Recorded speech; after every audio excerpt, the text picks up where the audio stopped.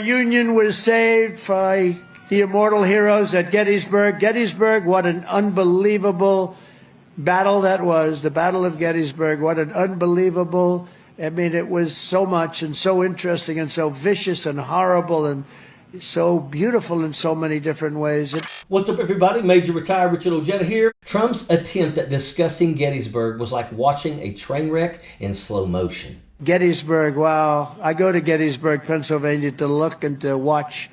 And the statement of Robert E. Lee, who's no longer in favor. Did you ever notice that? No longer in favor. Never fight uphill, me boys. Never fight uphill. They were fighting uphill. He said, wow, that was a big mistake. He lost his great general. And they were fighting. Never fight uphill, me boys. But it was too late. It's as if he was speaking in tongues, with his words slurring, lack any semblance of coherence or intelligence. Was he drunk or drugged? Trump's description of the battle as so much and so interesting and so vicious and horrible and so beautiful in so many different ways only serves to highlight the nonsensical nature of his remarks. His mention of Robert E. Lee, who he notes is no longer in favor, as he were referring to a celebrity fallen from grace, in a prime example of Trump's detached reality. Trump's speech was not just incoherent, it was a ridiculous display of ignorance and arrogance. It's a wonder anyone in the audience could keep a straight face. Perhaps Trump should stick to tweeting, where his verbal fumbles are at least limited to 280 characters. Trump's recent behavior bears a striking resemblance to the comedic premise of drunk history. His ramblings and incoherent speech could easily qualify him as a host,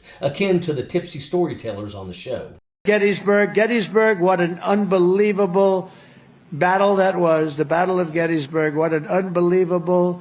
In light of recent events, it's glaringly evident that Donald Trump's cognitive decline isn't just a matter of speculation. It's become increasingly apparent. His recent display of severe incoherent speech and apparent confusion about his surroundings are alarming signs that something is amiss.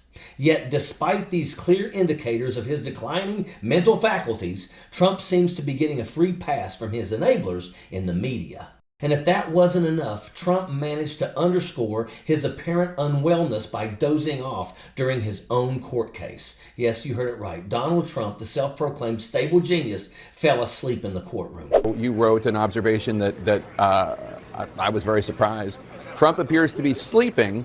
His head keeps dropping down and his mouth goes slack. Tell us about that.